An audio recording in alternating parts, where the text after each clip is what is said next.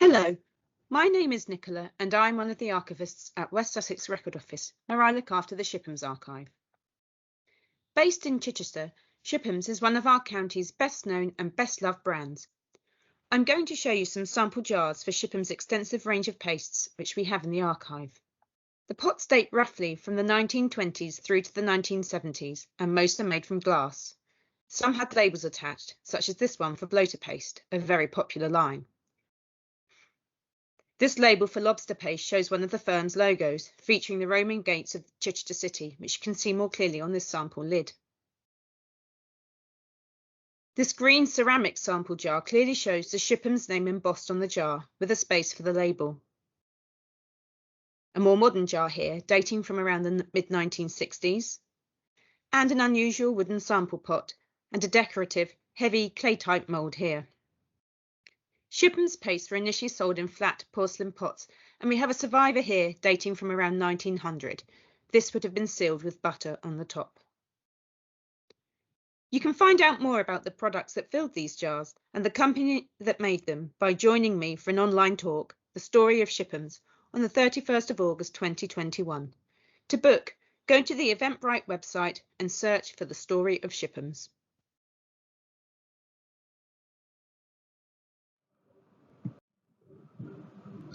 Hello, my name is Jenny and I'm Collections Manager at West Sussex Record Office. Among the many wonderful collections we hold, one of the most significant is that of Queen Victoria Hospital. This tells the story not just of the hospital, but of the Guinea Pig Club, badly burned airmen who received pioneering treatment from famous plastic surgeon Sir Archibald Mackindo and his team. The injured airmen founded their own club, the Guinea Pig Club, which was an ironic reference to the experimental treatments they underwent. The club even had its own magazine, which you can see here. They include messages from Mackindo, lively cartoons such as the one on the front cover, and this one you can see here, photographs of the guinea pigs and Mackindo, often taken at their annual get-together, which is known as the Lost Weekend. Members contributed to articles, updates, and shared addresses so that they could all keep in touch with each other. The magazines reflect the guinea pigs' often darkly humorous take on their experience, as well as a determination to enjoy a fulfilling and, as far as possible, a normal life.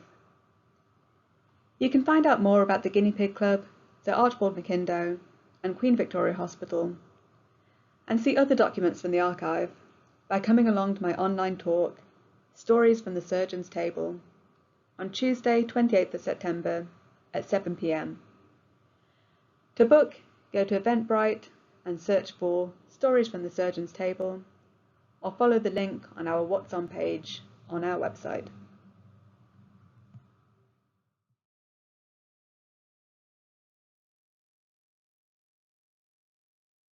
Hello everyone, I'm Martin Hayes, County Local Studies Librarian at West Sussex Record Office.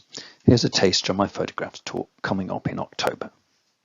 Worthing Library has over 2 million photographs in the collections, and the Jack Watts Lantern Slide collection is one of the best. So what can we learn from a single photograph? Well, here we see a fairly wealthy family because they can afford a horse and carriage, and the expensive camera which took this photograph. It was a special occasion, as 3 generations of the family are present, and the lady standing on the right is holding a bunch of flowers.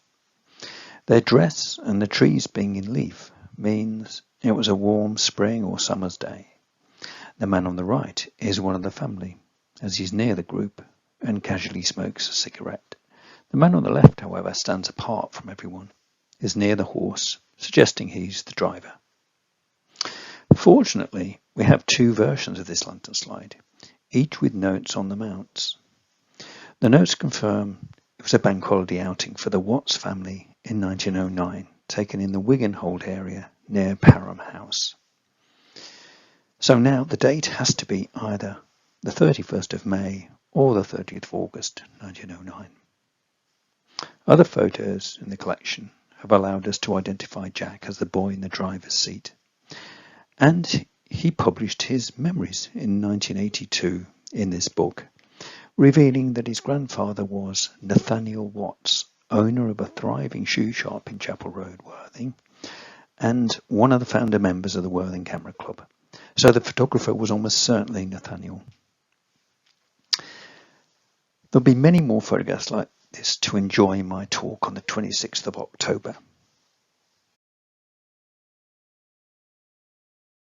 Hi, my name is Jo McConville and I'm the Project Archivist at West Sussex Record Office, managing our American project, Transatlantic Ties.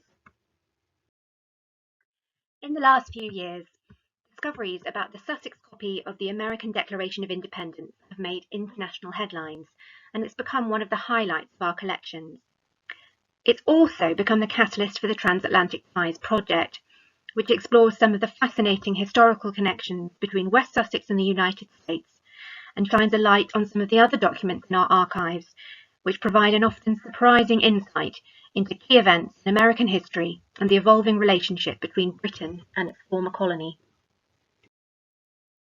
Emigration to the United States is one of the key themes of the project.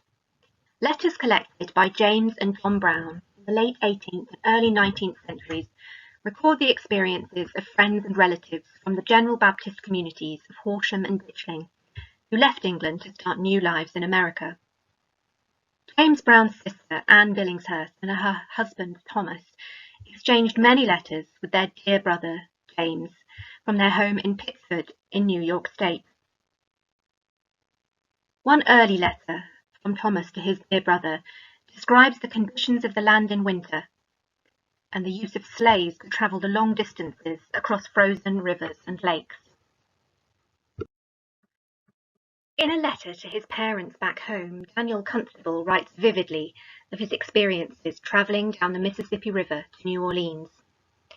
The Constable family lived near Horsham and were also members of the General Baptist Church community in the town.